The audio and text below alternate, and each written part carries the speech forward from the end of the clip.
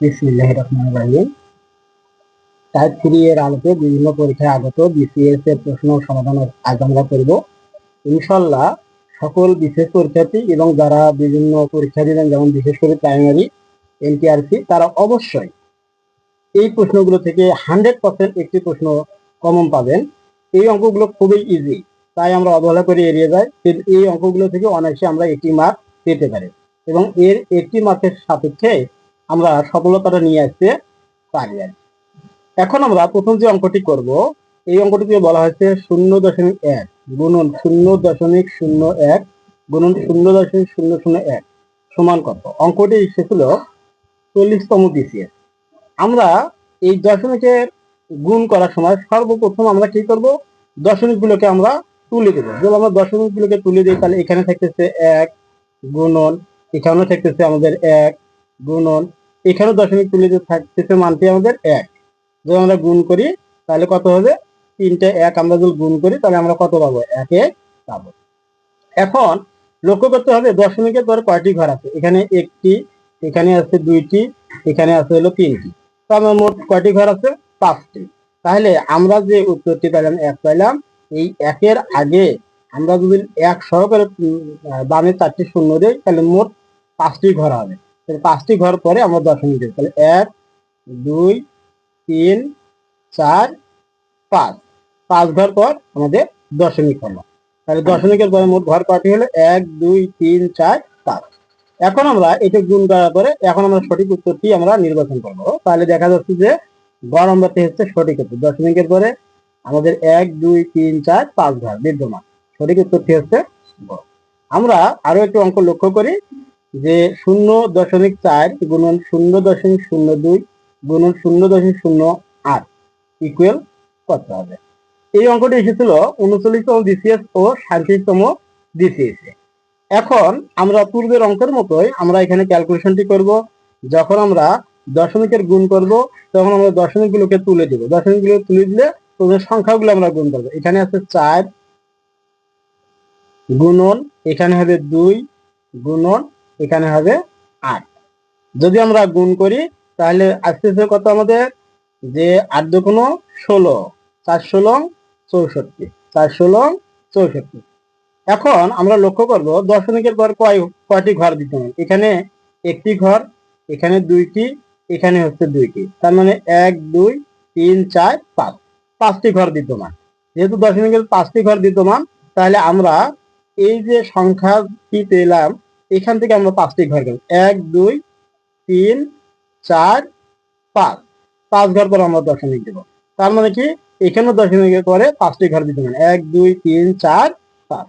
এভাবে আমরা অনায়াসে দশমিকের গুণগুলো আমরা নির্ণয় করতে পারি।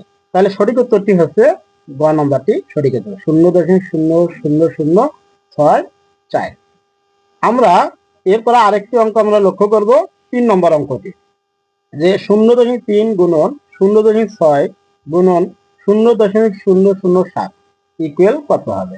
এই অঙ্কটি এসেছিল 35তম বিসিএস এ। আমরা পূর্বের নিয়মের মতো এখানে আমরা গুণ করে নেব। 3 গুণন 6 গুণন 7। যদি আমরা গুণ করি তাহলে সংখ্যাটি কত আসতেছে, যে সংখ্যাটি আসতেছে 6 7 গুণ করার পরে 6 7 42, 42 গুণন আমরা 3 দিব। তাহলে 3 দুগুণ 6, 3 4 12, 126। তাহলে আমরা এখানে 126 লিখলাম। 126 লেখার পরে এখন আমাদের যে কাজটি করা দরকার, আমরা সঠিক উত্তরটি নির্বাচন করার ক্ষেত্রে সর্বপ্রথম দেখব দশমিকের পরে কয়টি ঘর বিদ্যমান। এখানে একটি ঘর আছে, এখানে একটি আছে, আর এখানে আছে 3টি। তার মানে 1 2 3 4 5। তার মানে এই সংখ্যাটার পরে আমরা অতিরিক্ত শূন্য দিয়ে মোট 5টি ঘর বানাবো। 1 2 3 4 5। তার মানে আমাদের কি হবে, এই 5 ঘর পর আমরা দশমিক দিব এটা। তাহলে সঠিক উত্তর হচ্ছে 0.00126। ক নম্বরটি হচ্ছে সঠিক। আমরা অনুরূপভাবে আরো একটি অঙ্ক আমরা দেখব। অঙ্কটির মধ্যে বলা হয়েছে 0.1 গুণন 3.33 গুণন 7.1 ইকুয়াল কত। এই অঙ্কটি এসেছিল 41তম বিসিএস। আমরা সর্বপ্রথম যে কাজটি করব সেটি হলো কি দশমিক তুলে দিয়ে সংখ্যাগুলোকে আমরা গুণ করব। এখানে আছে 1 গুণন, এখানে আছে 3 3 3, তার মানে 333 গুণন দশমিক তুলে দিলে এখানে হবে কত? 71। আমরা যদি গুণ করি তাহলে হচ্ছে 333কে 71 দ্বারা আমরা গুণ করব।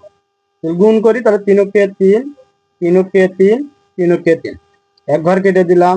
3 7 21, 21 1, 3 7 21, 7 থেকে 2, 21 22 23, 23 3, 3 7 21, 7 থেকে 2, তার মানে হচ্ছে 23 আসছে আমাদের। যদি আমরা যোগ করি তাহলে 3 4, তারপরে এখানে আসতেছে হলো 6 3 2, তার মানে এটি গুণফলটি আসতেছে 23,643।